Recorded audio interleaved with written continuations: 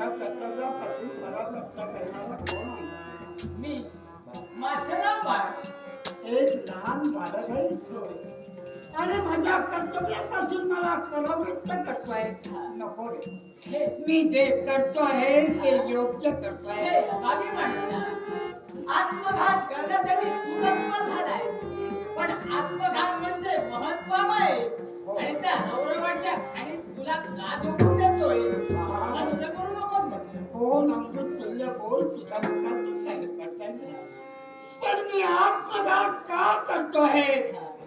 तर मी माझ्या दैवाला दोष देतोय. मी माझ्या दैवाला दोष देतोय. या जगात माझी कळी नाही की माणसं कोणी नाही. या जगाकडे पाहण्यासाठी मला नेत्र नाही, म्हणून मी आत्मघात करतोय. हे बरं मानलं. आत्मघात करू नकोस. आत्मघात करण्याचं नेमकं कारण कोणतं? या जगाकडे पाहण्यासाठी मला नेत्र नाही.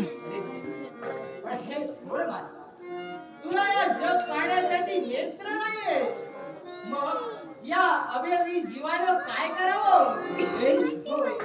मी माझ्या दैवाला दोष देतोय आणि तू तुझ्या कर्माला दोष देतोय. मग सांगे त्या परमेश्वरानं असं तुझ्या बाबतीत काय घडलेलं? माझ्या बाबतीत घडविले ते काय? तुला जग पाहण्यासाठी जर का नेत्र नसतील तर या जगात चालण्यासाठी मला एक पाय नाहीये.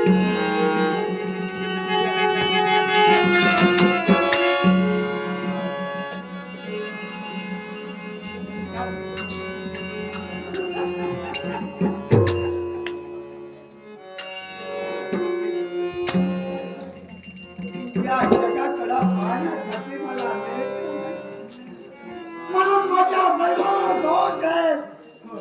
मी आत्महत्या करतोय आणि या खर्च अशा जगात चालण्यासाठी पाय नसताना सुद्धा हा जीव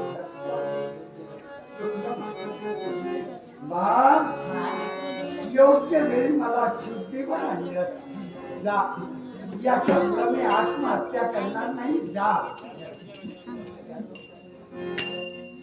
सुद्धा नाट्य रसिको. थोर खुशाल. तुला सोडून जाणं मला तरी आता योग्य नाही वाटत. म्हणजे काय म्हणतात? तू एक निराधार आहे आणि तुला आधार देण्यासाठी हा लग्नाचा उपवास आहे. पण बाळ, हा. मी आहे तो आंधळा आहे. या जगाकडे पाहण्यासाठी मला मित्र नाही आणि तू आहे तो एका पायानं जगला आहे. मग या आंधळ्याला आधार देणार तो कमत्या तऱ्हेनं देणार. हा लग्ना काय करण्यासाठी तत्पर होतोय पहा. ही लग्नाची गाठी आंधळ्याच्या हाती